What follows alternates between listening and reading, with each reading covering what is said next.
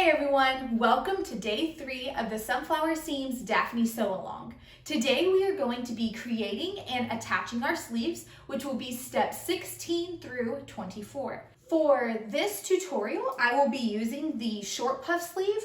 However, the steps are the same for the short and the long sleeve. So whatever version you're doing, you're going to follow the same steps as what I'm doing. So first things first, you are going to take your sleeve and you are going to fold the bottom raw edge up 1/4 of an inch with the wrong sides of the fabric touching. And you will want to press that well. Then you're going to fold it up another 3/8 of an inch, so enclosing that raw edge, and press well again. This is creating the memory casing for our elastic. Next, you will want to transfer the gathering stitch marks on your sleeve pattern piece. Once those marks are transferred to your sleeve, you will want to sew 2 rows of gathering stitches in between those 2 marks. The first row will be sewn 1/4 of an inch from the raw edge, and then the second row is sewn 1/4 of an inch from the first row. Then you will fold your sleeve in half with the right sides of the fabric touching and align these side raw edges, and you want to unfold that memory casing. Pin in place and then sew. Once you have sewn the side seam of your sleeve, you will want to finish it off with either a zigzag stitch or a serger for a professional look. Then you're going to fold that memory casing back up. Once it's folded back up, then you will top stitch along that top fold of your casing, leaving a 1-inch gap so that we can insert our elastic. Take your elastic piece and attach a safety pin to one end.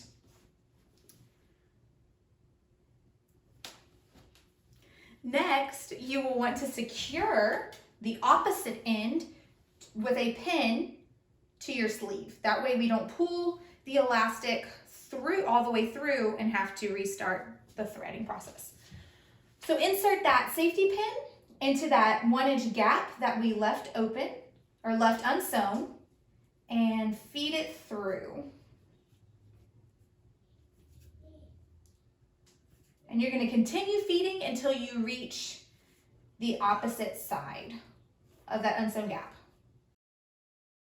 So once you've made it to the opposite end, you're going to pull a decent tail, unclip that safety pin, and unclip or unpin that tail that you secured.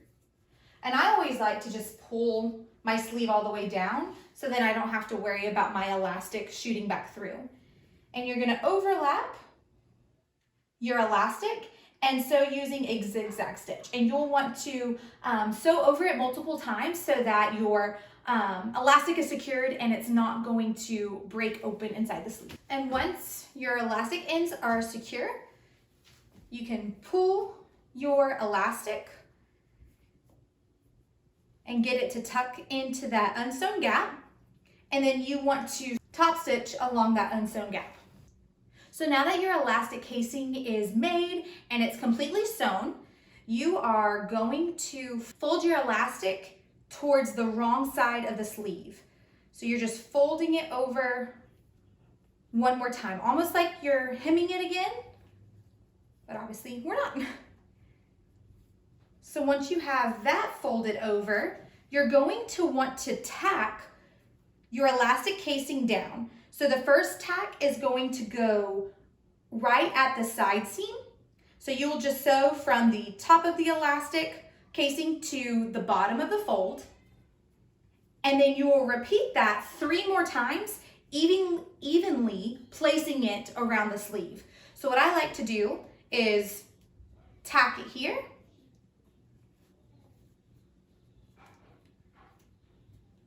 And then I will pull it like this. And so I know the second tack needs to go here. So it's directly across from my first tack. And then once that's tacked, I just put them together like so. And then I know my third tack needs to go here and my fourth tack needs to go there. So that just makes sure that the tacks are evenly distributed throughout the circumference of your sleeve, but it doesn't have to be perfectly spaced like that. Now it is time to attach our sleeve to the bodice. So you're going to want to take your bodice and turn it inside out and lay it down flat in front of you. Then take your sleeves and turn it right side out.